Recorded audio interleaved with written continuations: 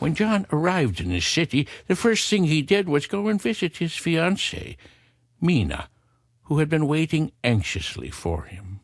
John, where have you been? I've been so worried. I was being held against my will by a terrible man. But some stories are better left untold, my dear. I'm here, safe and sound. But are you all right? You look so frightened. It's my dear friend Lucy. She's very ill. A few days ago, she developed 2 small holes in her neck, and she's gone pale and is acting so strangely, sleepwalking in the garden. 2 small holes, did you say? Oh, we must call Dr. Van Helsing, and right away. The good doctor examined young Lucy thoroughly and gave a strange diagnosis. She had been bitten by a vampire. Van Helsing began treating her with blood transfusions, hoping to save her life. But it was too late. The young woman was beyond treatment, and that same night the breath left her in her sleep. In hushed tones, as Lucy's family gathered heartbroken in her room, John told the doctor all that he had seen in the castle of Count Dracula.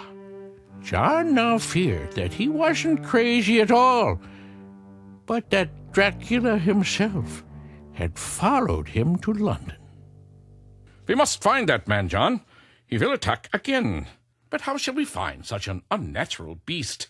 Where would we start?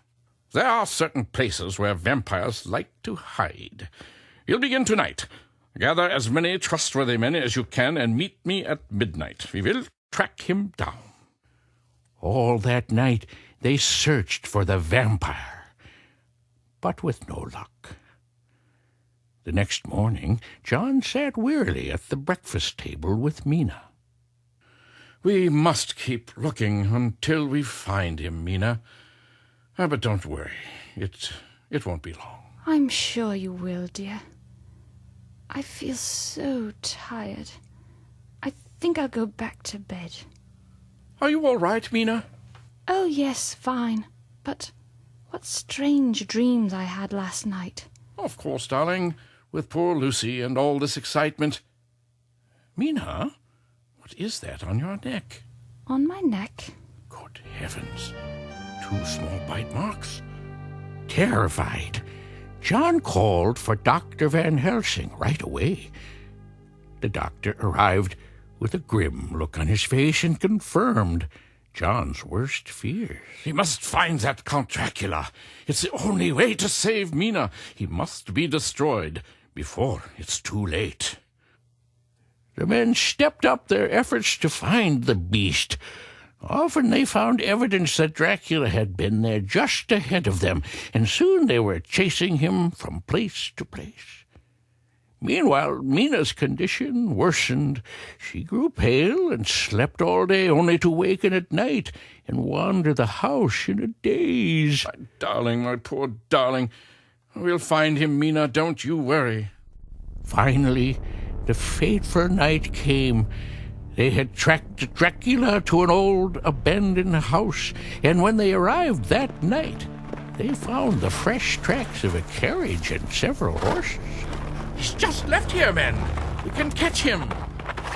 Remember, there's only one way to kill a vampire, and that is with a stake through his heart.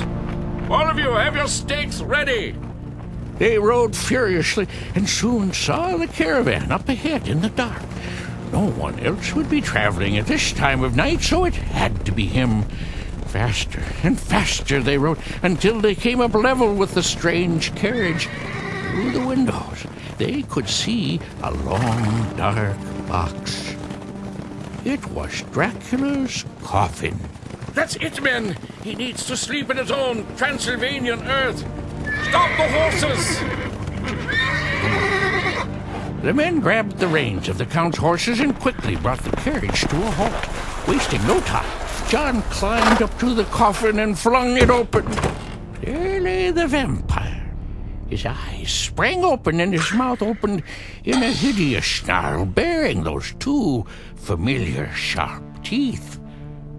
But before Dracula could raise himself from the coffin, John had raised a stake and driven it deep into the vampire's heart. With one terrible shriek, the great Count Dracula began to wither and shrivel before the men's very eyes until his body crumbled back into the earth. John breathed a great sigh of relief. Finally, the monster was beaten, and Mina and the rest of the world were free of his curse forever.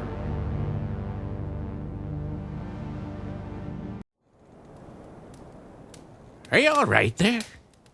You look like you're shivering. I'm just a little cold, that's all. I wasn't scared.